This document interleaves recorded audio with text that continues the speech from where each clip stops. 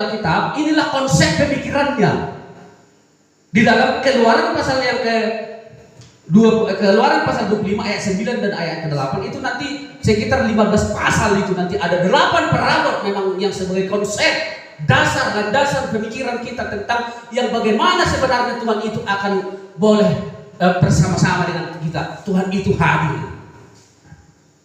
Jangan salah ya, kalau soal sembuh-sembuh aja, setan pun bisa juga menyembuhkan. Amin. Kalau soal kaya-kaya saja diberkati dengan setan pun bisa itu.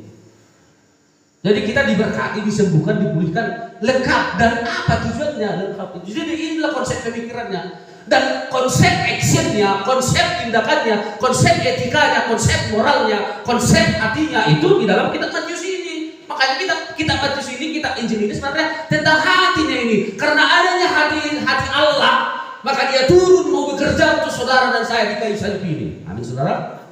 Itu doktrin. Itu doktrin di gereja Sidang Jemaat Allah yang kita namakan sekarang Tabernakel Center. Selama ini doktrin orangnya di sini. Kabar sukacita, nggak jelas apa sebenarnya kabar sukacita, nggak jelas kan? Amin.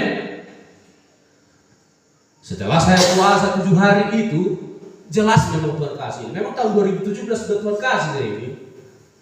2017 yang lalu masih di Jalan Kemencai saya puasa 3 hari. Tapi setelah puasa 7 hari saya semakin jelas kesinilah dibawa. Jadi sekali lagi ini konsep pemikirannya dan konsep actionnya, etikanya, moralnya, hatinya Matius ini. Makanya ada 8 nanti ucapan bahagia. Amin saudara. Ini 8 perabotnya. Dasar pemikirannya 8. Dasar tindakannya juga 8 ucapan bahagia. Amin.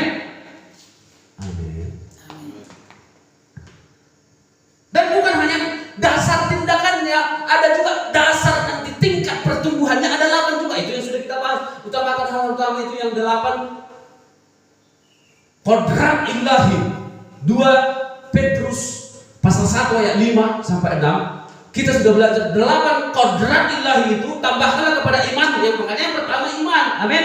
Pengajaran yang pertama iman. Harus kita yakini. Amin saudara. Tambahkanlah kepada imanmu kebajikan. Iman, kebajikan. Yang kedua, ketiga, pengetahuan. Yang keempat, penguasaan diri. Yang kelima, kesabaran. Yang keenam, kesalehan. Yang ketujuh, kasih saudara. Yang kedelapan, kasih kepada sebuah orang. Itulah konsep daripada pertumbuhannya. Jadi konsep pemikirannya ini, konsep action, etika, moral, perilaku, ketundukan kita di dalam Matius 5 nanti 8 ucapan bahagia dan konsep daripada pertumbuhan kedewasaannya kodrat